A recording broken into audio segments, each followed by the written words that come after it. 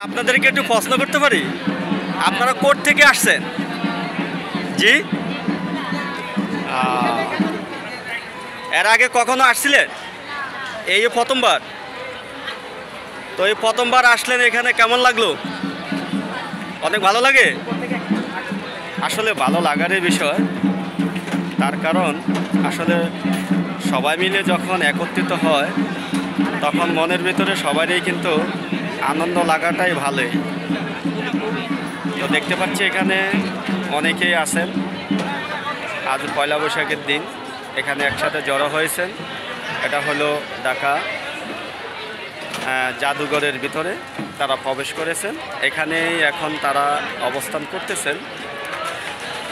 অনেক দর্শনার্থী এখানে আছে দেখতে পেলাম, তো ভিডিওটা আপনাদের সাথে শেয়ার করলাম।